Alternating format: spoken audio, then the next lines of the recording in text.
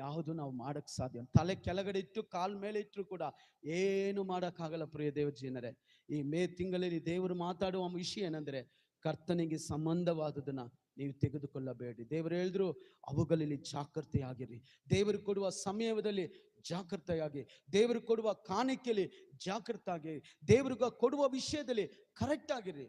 ನಾವು ಕೊಂಬು ಊದುಕೋಬಾರ್ದು ಅಂತ ಬೈಬಲ್ ಹೇಳ್ತದೆ. ಯಾರು ಮುಂದೆನೆ ನಾವು ಕೊಂಬು ಊದಬಾರ್ದು. ನಮಗೂ ದೇವರು ಗೊತ್ತು. ಬೈಬಲ್ ಹೇಳ್ತದೆ, ಈ ಕೈಯಲ್ಲಿ ಕೊಡೋದನ್ನ ಈ ಕೈಗೆ ಗೊತ್ತಾಗಬಾರ್ದು. ಅವಾಗ ನಮಗೆ ಗೊತ್ತಾಗಬಾರ್ದನ್ನ ಯಾರಿಗೂ ಗೊತ್ತಾಗಬಾರ್ದು.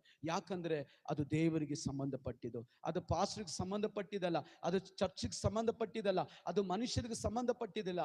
ಮೀಕಾ ಮಲಕಿ 3ನೇ ಅಧ್ಯಾಯ 6, 7, 8, 10ನೇ ವಾಕ್ಯವರೆಗೆ ಹೇಳ್ತದೆ.